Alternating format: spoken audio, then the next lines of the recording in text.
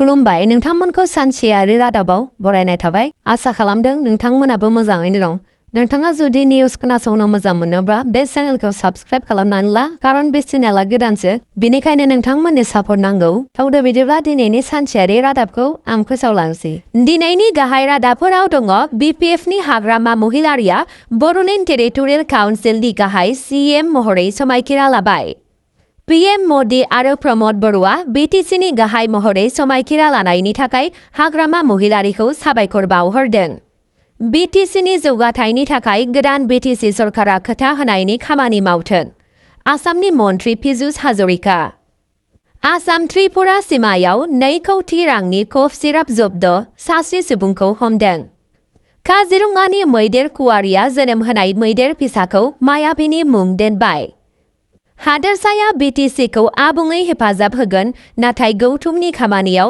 जेबो हेंथा होनाय नङा सीएम शर्मा नेपालाव अखा हानायनि जाहोनाव हा गिसिखानायाव 40 सुबुंनि जिउ खहा जायो अरुणाचल प्रदेशआ गिबिसिन फालांगियारि खैला खनिखौ जागायदों बिपिएफआ एनडीएआव हाबनो हागौ हाग्रामा महिलारिया मोनसे राजखान्थियारि थांखिनि इसारा होदोंमोन नामा दानिया फैदो आबुं रादाबाव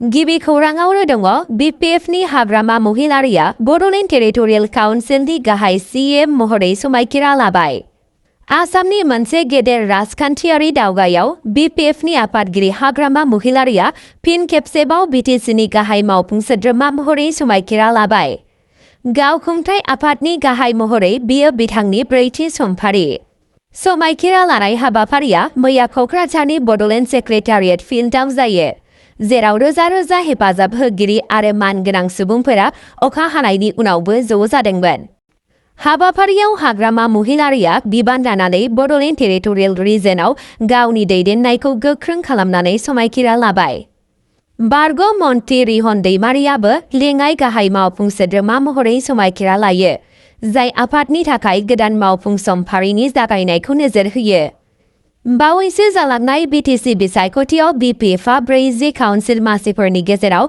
मोन 28 मासि देरहानानै गिदिर देरहासारनो हादों बेनि फिथाइ महरै 5 बोसोरनि उनाव दोलोआ जाफुंसारै आफादाव गोहोखौ मोनफिननो हादोंमोन बे देरहानायखौ हाग्रामा महिलारि आरो बिथांनि दोलोनि थाखाय गोख्रों फैफिननाय होनना साननाय जादों जाय सिगां इउनाइटेड पिपल्स पार्टी लिबारेल इउपिपिएलनि आखायाव बीटीसीनि सामलायनायखौ खोमाना लाबायमोन बे हाबाफारियाव आसामनि रायजो बेंगिरि लक्ष्मण प्रसाद आचार्य गिबि मन्त्रि हिमन्त बिश्व शर्मा आरो त्रिपुरानि टिप्रामुथानि गाहाय प्रदोत माणिक्य देब बर्माजों लोगोसे गोबां गोजौ थाखोनि मानगोनां सुबुंफोरा बाहागो लादों बिथांमोननि नुजाथिनाया सा सानजा ओनसोलाव जानाय हाबाफारिनि राजखान्थियारि गोनांथिखौ दिन्थियो हाबाफारिनि उनाव बाहागो लानानै हाग्रामा महिलारिया बड'लेण्डनि सुबुंफोरनि फोथायनायनि थाखाय साबायखर बावहरो आरो बीटीसीनि जिल्लाफोर क'क्राझार चिरां बाक्सा आरो उदालगुरि तामुलपुराव गोजोन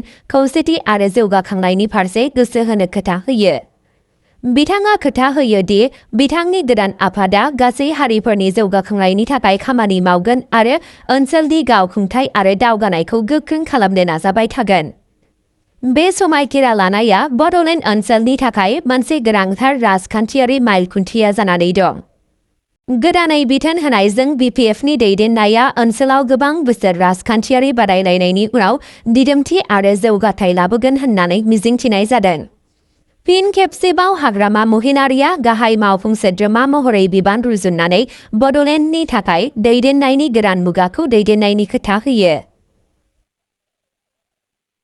नैथि खौराङाव दङ पीएम मोदी आरो प्रमोद बरुवा बीटीसीनि गाहाय महरै समायखिरा लानायनि थाखाय हाग्रामा महिलारिखौ साबायखर बावहरदों प्राइम मिनिस्टार नरेन्द्र मोदी बिथाङा बड'लेण्ड टेरिटरियेल काउन्सिल बीटीसीनि गाहाय मावफुं सोद्रोमा महरै समायखिरा लानायनि थाखाय श्री हाग्रामा महिलारिखौ साबायखर बावदों ससियेल मिडियायाव मोनसे पस्टनि गेजेरजों गाहाय मन्त्रि बिथाङा महिलारि आरो बिथांनि हान्जाखौ गोदान बिबान लानायनि थाखाय हामलायथि बावहरो बिथाङा खोथा होयो दि मिरु आरो हादोरसा सरकारा बड'फा उपेन्द्रनाथ ब्रह्मनि थांखिखौ जाफुंहोनो आरो ओनसोलाव गासै बिथिङावनो जौगाखांनायखौ थि खालामनायाव बीटीसी खुंथायखौ हेफाजाब होबाय थागोन मदिनि बिबुंथिया बड'लेण्डआव गोजोन आरो दावगानायनि थाखाय मिरुनि रादायथिखौ दिन्थियो। गोदान आफादनि दैदेननायाव खौसेथि आरो समावेशी जौगाथायनि सायाव नोजोर होयो। फारसेथिं बिटिआरनि बारग' दैदेनगिरि प्रमद बर'आबो 5थि बिटिसिनि गाहाय मावफुं सोद्रोमा महरै समायखिरा लानायनि थाखाय हाग्रामा महिलारिखौ साबायखर बावहरो। ससियेल मिडिया पस्टनि गेजेरजों बर'आ आफादनि साफ्रोमबो गोदानै सायख'जानाय सोद्रोमाफोरनो हामलायथि बावहरो आरो बड'लेण्ड ओनसोलनि सुबुंफोरनि थाखाय गोसो होसारनानै खामानि मावनो खावलायो। बिथाङा बिटिआरआव सुबुंखान्थिखौ गोख्रों खालामनो थाखाय गावनि रादायखौ फिन खेबसे फोरमायो आरो गासै हारिनि थाखाय गोजोन, दावगानाय आरो आबुं जौगानायखौ रोखा खालामनो थाखाय खौसेयै नाजानायनि गोनांथिखौ फोरमायो। बर'आ बिटिसिनि खौसेथि आरो जौगानायनि लामाखौ जौगाहोनो थाखाय जयै खामानि मावनो थाखाय साफ्रोमबो दैदेनगिरिफोरखौ खावलायो।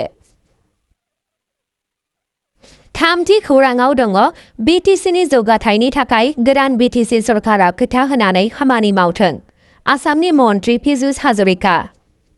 आसामाव बड'लेण्ड टेरिटरियेल काउन्सिलनि थाखाय मोनसे गोदान आयदा जागायदों मानोना हाग्रामा महिलारिया फिन खेबसेबाव गाहाय मावफुं सोद्रोमा महरै समायखिरा लाबाय।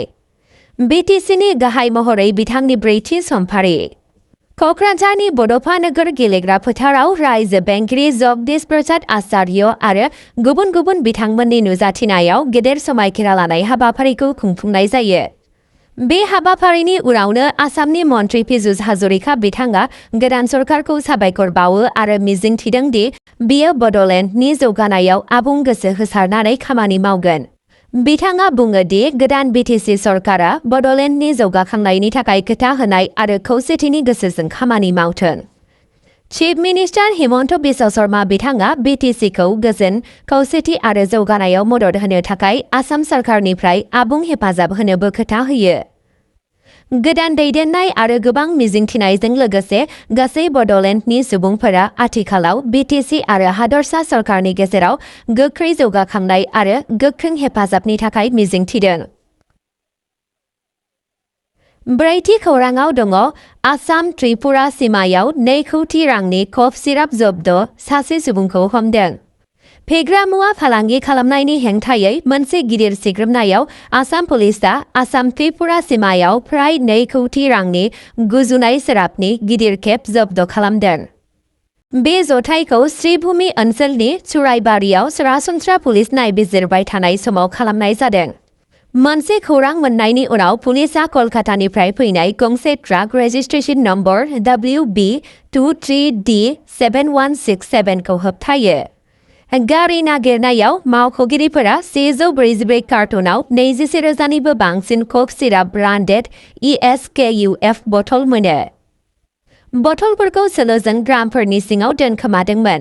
गुजुनायनि सिरापआव क'डिन फस्फेट थायो, जाय NDPS एक्टनि सिङाव होबथाजानाय मुलि। सोनाब बेंगलनि साजाद आफ्रिदी मुंनि ट्राक सालायगिरिखौ हमनाय जादों। पुलिसआ फोथायो दि बे आयेन बेरेखा मुवा बेसादफोरखौ सा-सानजा ओनसोलफोराव आरोबाव रानसारनो थाखाय त्रिपुरायाव सिखावै दैथायहरगासिनो दंमोन।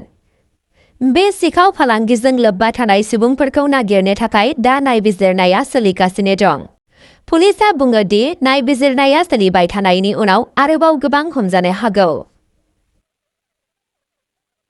5थि खौराङाव दङ काजिरङानि मैदेर कुवारियाव जोनोम होनाय मैदेर फिसाखौ मायाबीनि मुं दोनबाय। बुहुमनां जुनार सान फालिनायाव काजिरङा माहारियारि हाग्रामा आरो टाइगार रिजार्भनि अनजाथाव मैदेर कुवारिया मासे गोग्गो फिसाखौ जोनोम होदों। आसाम चिफ मिनिस्टार हिमन्त बिश्व शर्माया ससियेल मिडियायाव गोजोनथाव खौरांखौ फोसावनानै फोरमायो दि जोनोम जागोदान मैदेर फिसानि मुंखौ मायाबीनि दोननाय जादों, जायनि मुं मिथिंगायाव गोदान जिउ, मिजिं आरो गोरोबलायनायनि नेरसोन। बे गोजोनथाव बुब्लियाव आसामनि अनजालु रोजाबगिरि जुबिन गार्गनि दुखुगोनां जिउ गोमानायनि दान्दिसे उनावनो फैयो, जाय मिथिंगानि मोनसे जिब जुनारफोरनि फारसे गोथौ मोजां मोननायनि थाखाय मिथिजायोमोन। मायाबीनि जोनोमा आसामनि मिथिंगायारि संसाराव गोदान महर होनाय आरो जिउनि अरायथा मोन्दांथिनि मोनसे गोसो बोनो हानाय गोसोखांथि। 6थि खौराङाव दङ हादोरसाया बिटिसिखौ आबुङै हेफाजाब होगोन, नाथाय गौथुमनि खामानियाव जेबो हेंथा होनाय नङा, CM शर्मा।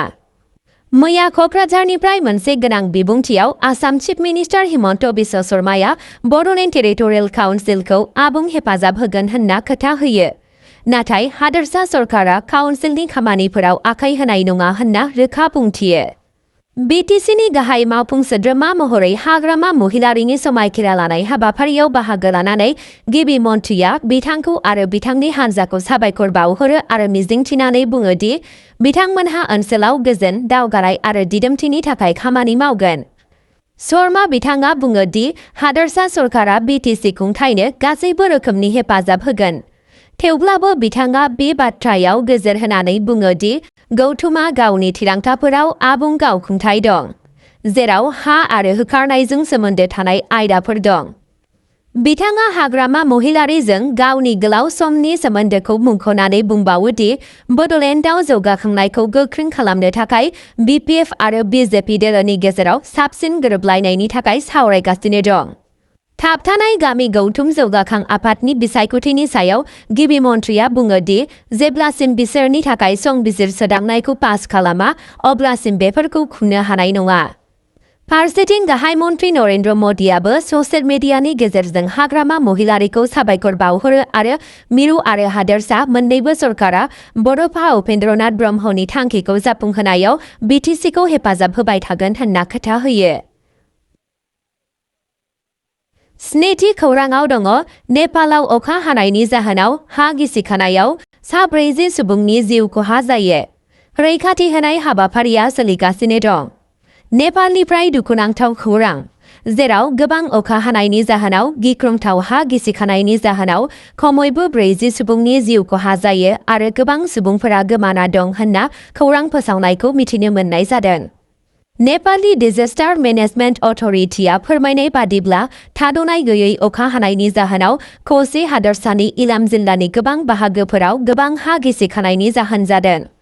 बयनिख्रुइबो गाज्रिसिनाव गोग्लैनाय ओनसोलफोरनि गेजेराव देवमाइ, माइजमाइ, इलाम, सन्दकपुर आरो सुर्यदय दं, जेराव गोबां न'फोरा हाब्रु आरो थुख्रा-थुख्रिनि सिङाव फबना दं। रैखाथि हान्जाफोर, नेपाल आर्मी, पुलिस आरो हाथियार दैग्रा पुलिस फर्सजों लोगोसे रैखाथि हान्जाफोरा थांना थानाय सुबुंफोरखौ नागिरनो थाखाय 24 घन्टा खामानि मावगासिनो दं। हेलिकप्टारनि गेजेरजों सासे गोर्बोआव थानाय आइजोजों लोगोसे जोखोम जानाय सुबुंफोरखौ धराननि देहा फाहामसालिसिम दैथायहरनाय जादों। मावख'गिरिफोरा रौहट आरो खाथि खालानि गुबुन जिल्लाफोराव सारअन्थाइ गावनायनि जाहोनाव थैनायखौबो रोखा खालामदों। मोनबा हादोरसाफोराव मौसुमि बोथोरा सांग्रां जानानै दं आरो मावख'गिरिफोरा गोबां अखा हानायनि जाहोनाव सानथामनि थाखाय काठमान्डु हायेनाव थांलाय फैलाय खालामनायखौ होबथादों। बागमती आरो सानजा राप्ती दैमाफोराव रेड एलार्ट फोसावनाय जादों। फारसेथिं काठमान्डु बिरखं गाथोन आरो गुबुन गोहोम गोग्लैनाय ओनसोलफोरनिफ्राय नखरारि बिरखंफोरखौ बन्द खालामनाय जादों। नेपाल हादोरा सोलिबाय थानाय दैज्लां बोथोरनि खैफोदजों मोगा-मोगि जानायनि जाहोनाव रैखाथि होनाय हाबाफारिया दासिमबो सोलिगासिनो दं। बिबानगिरिफोरा सुबुंफोरखौ न'आवनो थानो आरो रैखाथि सांग्रांथि रादाबफोरखौ मानिनो खावलायदों। 9थि खौराङाव दङ अरुणाचल प्रदेशआ गिबिसिन फालांगियारि खैला खनिखौ जागायदों। दिनै 6 अक्ट'बरखालि अरुणाचल प्रदेशआ नामचिक नामफुक ब्लकआव मोनसे गिबि फालांगियारि खैला खनिखौ जागायगोन। मिरु खैला मन्थ्रि जि किशन रेड्डीआ भूमि फुजा खालामगोन आरो सायख'जानाय अपारेटरनो लिजखौ गथायगोन। बे ब्लकआव 15 मिलियन टन खैला थानायनि अनुमान खालामनाय जादों आरो रायजोनि थाखाय बोसोरफ्रोमबो 100 कौटि रांनि बांसिन दिहुनगोन होनना साननाय जादों। बे मावथांखिनि थांखिया फुंखानि गारनायखौ खमायनाय, ओनसोलारि रांखान्थिखौ बांहोनाय आरो साख्रि सोरजिनाय। 2003 मायथाइयाव बे ब्लकखौ थि खालामनाय जादोंमोनब्लाबो बिखान्थि आरो आबहावायारि जेंनाफोरनि थाखाय बेयो सांग्रां जायाखैमोन। 2022 मायथाइयाव बेखौ निलामनि गेजेरजों फिन खुलिफिनदों। अरुणाचल आरो आसामनि गोदान खनियारि ब्लकफोराबो जौगानायनि थाखाय थियारि जाबाय। 9थि खौराङाव दङ बिपिएफआ एनडिएआव हाबनो हागौ, हाग्रामा महिलारिया मोनसे राजखान्थियारि थांखिनि इसारा होदोंमोन नामा? आसामनि मोनसे गेदेर राजखान्थियारि जौगाखांनायाव बिपिएफआ थाबैनो एनडिए ज' जानो हागौ। BPFनि गाहाय हाग्रामा महिलारिया बड'लेण्ड टेरिटरियेल काउन्सिलनि गाहाय मावफुं सोद्रोमा महरै समायखिरा लानायनि उनावनो बे जाथावनाखौ फोरमायो। खौरां मोन्नाय बादिब्ला BPFआ गिबि मन्थ्रि हिमन्त बिश्व शर्मानो मोनसे नेमखान्थि बायदियै थांखि लानानै बिजिरनो थाखाय गथायबाय। बेनि फिननायाव गिबि मन्थ्रिया बुङो दि मोन्नैबो दोलोआ हेफाजाब होगोन होनना बिथाङा फोथायो। बिथाङा बुङो दि हाग्रामाजों बिथांनि गावारि सोमोन्दोआ 2001 मायथाइनिफ्रायनो सोलिदों। मख'नो गोनांदि बावैसो सान सिगां महिलारिया बुंदोंमोन दि जेब्लासिम UPPL दोलोआ गोरोबलायनायनि बाहागो थागोन अब्लासिम BPFआ NDAआव हाबफिननाय नङा। नोंथांमोना भिडिअखौ नायनानै मोजां मोनदोंब्ला अन्नानै चेनेलखौ साबस्क्राइब खालामना लादो। बेजों लोगोसे नोंथाङा लाइक शेयार खालामना होब्लानो जाबाय। गोजोन्थों।